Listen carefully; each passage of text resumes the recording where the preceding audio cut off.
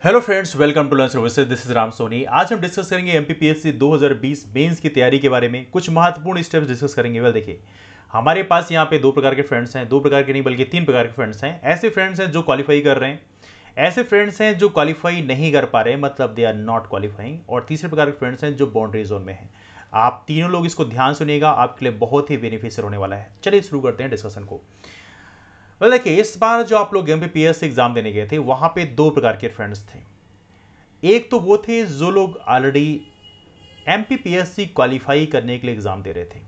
MPPSC qualify करने का मेरा मतलब ये है कि ऐसे लोग जिन्होंने मेंस का कुछ पोर्शन पहले से कंप्लीट कर रखा था, वो लोग यहां पर एमपीपीएससी एग्जाम दे रहे थे। उनके एमपीपीएससी देने का मकसद ये नहीं था कि सिर्फ एमपीपीएससी एग्जाम दे रहे हैं प्रीलिम्स क्वालिफाई करने के लिए। उनका मकसद ये था कि वो फाइनल सिलेक्शन लेंगे, क्योंकि मेंस का एक पोर्शन उन्होंने कंप्लीट ऑलरेडी कर रखा, तो उनके अंदर कॉन्फिडेंस था कि हमने इतना कंप्लीट कर रखा है, एग्जाम के बाद हम इतना और कंप्लीट कर लेंगे।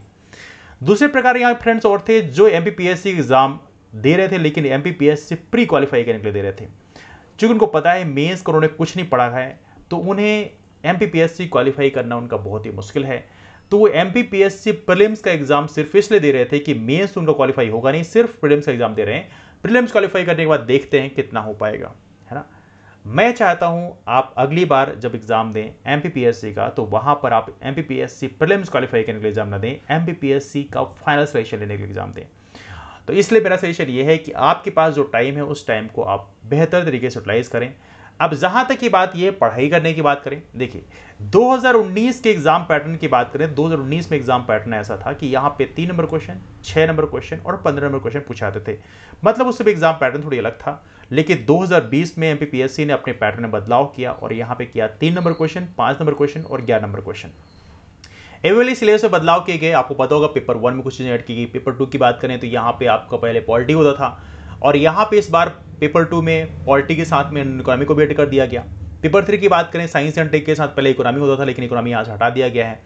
साइंस एंड टेक का रूल बढ़ा दिया गया है, science and tech, environment, aptitude, है ना। तो मेरा कहना यह है कि यहाँ पर 2020 का जो सिलेबस है अभी हाल ही में चेंज हुआ है, तो पॉसिबिलिटी है कि यही सिलेबस 2021 में भी होने वाला है। सेम सिलेबस होगा, चूंकि तकरीबन सिलेबस 1 साल 2 साल में नहीं बदलते, थोड़ा टाइम लेते हैं ना। तो 2021 में सिलेबस यही होगा। अब 2021 जो सिलेबस होगा, तो आपके लिए सजेशन ये है कि आप लोग मेंस की तैयारी अभी से लग जाइए।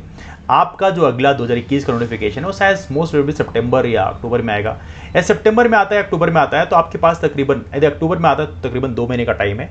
वैसे एमपीपीएससी थोड़ा डिले तो कर ही लेगी। तो मेरा सजेशन फिर भी आप लोगों से ये है कि आप लोग मेंस की तैयारी अभी से जुट जाइए। अब मेंस की तैयारी कैसे करनी है ये मैं आप लोगों से जरूर डिस्कस करूंगा, इसको बड़े ध्यान सुनिएगा। वीडियो काफी मेहनत से बनाया गया है, बिल्कुल ध्यान सुनिएगा, और काफी महत्वपूर्ण चीजें एनालिसिस से डाली गई हैं। तो चलिए इस डिस्कशन को हम शुरू करते हैं। Let's start the discussion. तो यहां पे डिस्कशन का जो पहला पॉइंट हमारे सामने क्या है कि देखिए, एमपीपीएससी मेंस की तैयारी करने के लिए आपके पास कुछ इंग्रेडिएंट्स होने चाहिए। इंग्रेडिएंट्स में क्या होने चाहिए? पहली बात आपके पास होना चाहिए सिलेबस। यदि आपके पास प्रिंट आउट है बहुत अच्छी बात है, यदि आपके पास प्रिंट आउट नहीं है तो पीडीएफ डाउनलोड कर लीजिए। यदि नहीं मिलता तो बता दीजिएगा, वो मैं आपको शेयर कर दूंगा ग्रुप में। हाँ, हमारा ग्रुप है Ram Soni MPPSC Telegram group, पहले है तो आप इसे ज्वाइन कर लीजिएगा, इससे आपको काफी बेनिफिट मिलेगा। यहाँ पर हमारी सभी क्लासेस का जो इन्फॉर्मेशन है वो आपको यहाँ से मिल जाती है। तो पहला इंग्रेडिएंट क्या है? सिलेबस। आपके पास सिलेबस होना चाहिए एमपीपीएससी मेंस का। दूसरा आपके पास होना चाहिए प्रीवियस ईयर क्वेश्चंस, और ये प्रीवियस ईयर क्वेश्चन जो है, ये बात कर रहा हूं मैं मेंस की, ये मेंस का प्रीवियस ईयर क्वेश्चन आपके पास होना चाहिए। और तीसरा इंग्रेडिएंट है आपके पास A4 साइज पेपर होने चाहिए। यदि आपके पास ये नहीं है तो आप अपनी कॉपी भी रख सकते हैं, कॉपी भी चल जाएगी, जो भी कॉपी आपके पास में है, लेकिन एक डेडिकेटेड कॉपी उसके लिए होनी चाहिए। ये 3 चीजें आपके पास होनी चाहिए। दूसरी बात मैं कहूंगा, सिलेबस जो है इसको कोशिश करें आप हैंड रिटन बनाएं। हैंड रिटन क्यों बोल रहा हूं? हैंड रिटन इसलिए बोल रहा हूं क्योंकि इससे फायदा ये मिलेगा कि देखिए, सिलेबस एक ऐसी चीज है, उसी से पता चलता है आपको क्या पढ़ना है और क्या छोड़ना है।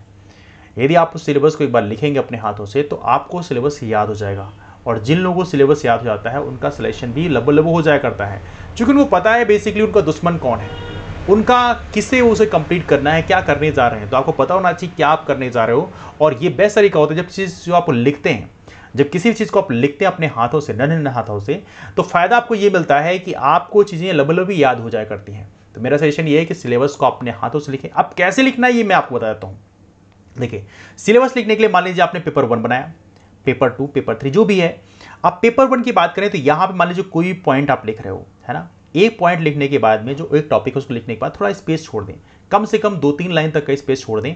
उसका दूसरा अगला पॉइंट लिखें, अगला पॉइंट जो भी आपका सिलेबस का है उसके 2-3 लाइन छोड़ दें। ऐसे करते करते आपको सिलेबस लिखना है और ऐसा करते करते आपको सारे पेपर 1, 2, 3, 4 ये तो लिखना ही जीएस के, और हिंदी का पेपर भी लिखना है, क्योंकि हिंदी का भी सिलेबस है आपका। और देखा है तो हिंदी का जो पेपर है वो क्वालिफाइंग नहीं है, यहाँ पे हिंदी के मार्क्स काउंट किए आते हैं, इसलिए एमपीपीएससी में आपको हिंदी का मार्क्स भी काउंट होता है, इसलिए आपकी जो रैंकिंग है वहाँ पे हिंदी भी काउंट की आती है। तो आपको हिंदी में भी अच्छे नंबर स्कोर करने हैं, ठीक है। तो आपको पहले ऐसे सिलेबस कंप्लीट करना है। आप बोलोगे ये जो मैं गैप करा रहा हूँ इसका रीजन क्या है? देखिए, गैप कराने का रीजन ये है कि ये सिलेबस लिखने के बाद में आपको देखना है प्रीवियस क्वेश्चंस। आप प्रीवियस क्वेश्चन मान लीजिए आपने पिक किया, मान लीजिए आपने कोई भी देखिए प्रीवियस क्वेश्चन कितने सालों का आपको फोकस करना है? आपको 5 साल का फोकस करना है और शुरुआत करना है सन 2019 के मेंस के पेपर से। अब 2019 से कोई क्वेश्चन आपने देखा, अब मान लीजिए पेपर 1 का आपने क्वेश्चन देखा, आपको ढूंढना है कि यहां पे सिलेबस में कौन सी जगह में कौन से पार्ट से आपको क्वेश्चन आया है। अब मान लीजिए 2019 में क्वेश्चन आया है जो भी मॉडर्न इंडिया से आया है, तो मॉडर्न इंडिया का जो जगह आपने बना रखा है जहां पे आपने सिलेबस लिखा है, तो वहीं पे आपको उस टॉपिक के नीचे 2019 छोटे से लिखना है और यहां पे उस क्वेश्चन का कीवर्ड्स के साथ में लिख देना है। मतलब आपको ये आइडिया मिल जाएगी 2019 में क्वेश्चन आया था इस टॉपिक से। उसी तरह से आप 2019 का, 2018 का, 2017 का, 2016 का, ये सारा जो सिलेबस क्वेश्चंस हैं ये आप इस सिलेबस में आप पिन कर देंगे। पिन कर देंगे मतलब यहाँ पे आप लिख देंगे। इस तरह से आप लोगों को पेपर 1, पेपर 2, पेपर 3, पेपर 4 और पेपर जो हिंदी का है वो आपका सिलेबस के साथ में प्रीवियस ईयर क्वेश्चंस इंटीग्रेट हो जाएंगे कि किस टॉपिक से कौन कौन से क्वेश्चन आते हैं। ये सबसे बड़ी एक्सरसाइज है, ये ग्रैंड एक्सरसाइज है। इस एक्सरसाइज को करने में शायद आपको 4-5 दिन लगे, हालांकि कई लोग कम में भी कर लेते हैं, लेकिन मान लीजिए आपको 4-5 दिन लगते हैं, आप उस 4-5 दिन को दीजिए। ये 4-5 दिन आप देते हैं तो आपकी लाइफ को बदल देगा, बहुत ही बड़ा डिसीजन होगा। 4-5 दिन इस एक्सरसाइज को पूरी शिद्दत से करें। यदि आपके तब भी समझ नहीं आया हो तो एक बार आप लोग कमेंट कर दीजिएगा, मैं आपको जरूर बताऊंगा। हालांकि जो हमारे बैच कोर्स हमने लॉन्च किए हैं एमपीपीएससी के लिए, 1 ईयर बैच कोर्स हो या एमपीपीएससी मेंस का भी हमने बैच कोर्स लॉन्च किया जो 4 अगस्त से स्टार्ट होने वाला है, इसकी फीस तो आपको बताई है। देखिए, ये ऑनलाइन कोर्सेज की फीस है, ऑफलाइन कोर्सेज की फीस जो है एमपीपीएससी की वो हमने रखी है 30,000 रुपये। हालांकि इससे में ऑफलाइन बंद हो रखा है, इसलिए ऑफलाइन हम चला नहीं रहे हैं, और ऑफलाइन कोर्सेज की फीस मेंस की है वो है 20,000 रुपये, है ना। लेकिन यदि ऑनलाइन कोर्सेज की ज्वाइन करते हैं तो आपकी फीस ये रहेगी। आप कॉल कर सकते हैं, नंबर है 8826033304।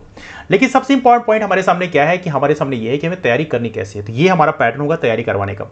दूसरा, आप सपोज करिए मान लीजिए आपने ये पूरा का पूरा बना लिया सिलेबस, अच्छी बात है, आपने सिलेबस में सारी चीज़ लिख ली है कि प्रीवियस ईयर क्वेश्चंस में कौन से पार्ट से कौन से क्वेश्चन आए हैं। आपने करने के बाद में अब आपको पिक करना है अपनी किताबें।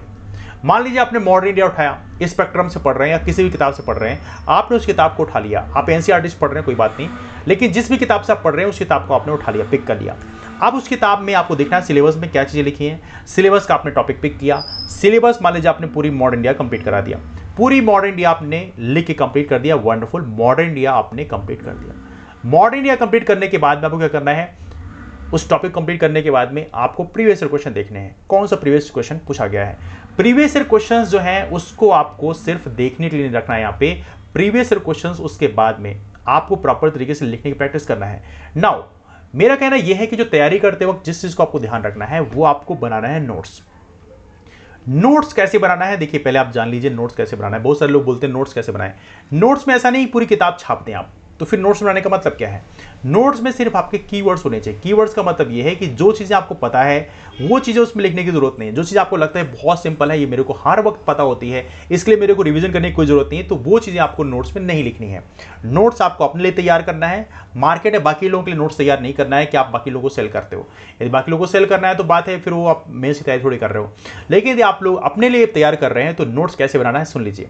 मान लीजिए सपोज करिए आपको 1919 एक्ट लिखना है, इसमें क्या क्या डेवलपमेंट है इसको आपको लिखना है। अब 1919 एक्ट की बात करें, इसे बोलते हैं मोंटेगू चेम्सफोर्ड रिफॉर्म।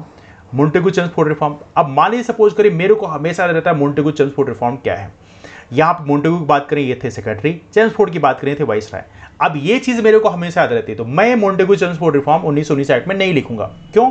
क्योंकि मेरे को ये पता है। लेकिन इन केस आपको बोलता है कि चूंकि 1909 एक्ट की बात करिए, मोरले मिंटो रिफॉर्म्स था, तो मान लीजिए मोंटेगू चेम्सफोर्ड रिफॉर्म और मोरले मिंटो रिफॉर्म्स में आपको कंफ्यूजन होता है, तो उस कंडीशन में आपको ये भी लिखना पड़ेगा। मैं नहीं लिखूंगा। तो कहने का मतलब यह है कि 1919 एक्ट में मैं क्या लिखूंगा, यहां मैं लिख सकता हूं कि हाँ, यहां पर की जो डायरकी है, कहाँ पे, प्रांतों में। जो प्रांत है वहाँ पे डायरेक्टली लाएगी, मतलब द्वैध शासन प्रणाली लाएगी। इसके अलावा केंद्र की बात करें, केंद्र में यहाँ पे बाइकैमरलिज्म लाया गया, मतलब इसे बोलते हैं द्विसदनीय प्रणाली। तो ये चीजें मैं यहाँ पे लिख दूंगा, लेकिन मैं मोंटेगू-चेम्स्फोर्ड रिफॉर्म नहीं लिखूंगा। तो कहने का मतलब यह है कि जो नोट्स आप बनाएं वो कीवर्ड्स के साथ होना चाहिए, उसमें आपको उतना ही लिखना है जो चीजें आपको भूल रही हैं या जो चीजें आपको लगता है काफी इंपॉर्टेंट है, ये हमें लिखना चाहिए, या आपको लगता है कि ये चीजें हमें मिस हो सकती हैं, हो सकता है यदि हम रिवाइज ना करें ये चीजें मिस हो सकती है। सिर्फ वही चीज आपको नोट्स में लिखनी है। Getting the point.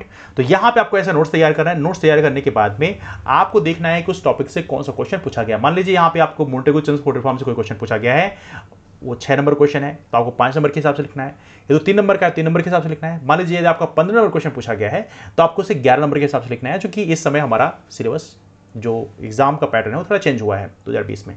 तो आपको उस हिसाब से लिखना है और वो चीजें भी आपके उसी नोट्स में लिखना है नीचे साइड में। और इस तरह से आपको हर एक टॉपिक का धीरे धीरे करके नोट्स तैयार करना है। तो आई एम श्योर ये जो एक्सरसाइज मैंने आपको बताई है, इस एक्सरसाइज को आप पूरी शिद्दत से करेंगे। इस एक्सरसाइज को यदि आप करते हैं तो आपको बहुत बेनिफिट मिलेगा। हालांकि हमारे जो बैच कोर्सेज लॉन्च हो रहे हैं, इसमें जो स्पेशली हम मेंस की बैच कोर्सेज बात करें या प्रीलिम्स का बैच 1 ईयर बैच कोर्स है, इस पे पढ़ाने का पैटर्न बेसिकली ऐसे ही होगा। तो हम कोशिश करेंगे आपको इसी पैटर्न में हम फिक्स करके रखें। यदि आप इस पैटर्न को फॉलो करते हैं तो आपके सिलेक्शन को कोई रोक नहीं सकता।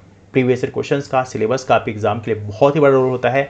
और साथ में आंसर राइटिंग कैसे करनी है, ये चीज़ें हम आपको जरूर बताएंगे। यहाँ पे आपको फीडबैक दिया जाएगा किस तरह से आपको आंसर लिखना चाहिए और कौन कौन सी चीज़ों को अपने आंसर्स में आपको अवॉइड करना चाहिए। तो ये चीज़ें हम जरूर डिस्कस करेंगे। लेकिन आपके पास इस टॉपिक में कोई डाउट है, कोई क्वेश्चंस हैं, तो आप नीचे कमेंट करके जरूर बताएं। तो डेफिनेटली मैं आपके कमेंट देखूंगा और उसका रिप्लाई जरूर करूंगा। तो चलिए मुलाकात करते हैं आप लोगों के साथ डिस्कशन में। जो फ्रेंड्स नए हैं वो रामसोनी MPPSC नाम का टेलीग्राम को ज्वाइन कर लें। और यदि इनकेस आपको बैच ज्वाइन करने हैं तो कॉल कर लीजिएगा, नंबर है 8826033084। तो चलिए मुलाकात करते हैं आप लोगों के साथ डिस्कशन में। तब तक के लिए बाय, टेक केयर। और ये वीडियो अपने सभी यार दोस्तों को शेयर कर दीजिएगा। यदि आपको वीडियो पसंद आया तो लाइक भी कर दीजिएगा। और चैनल को सब्सक्राइब नहीं किया तो चैनल को सब्सक्राइब जरूर कर लीजिए, क्योंकि आने वाले कल में यहाँ पे बहुत सारा कंटेंट डल रहा है। तो चलिए मिलते हैं, bye, take care, thank you.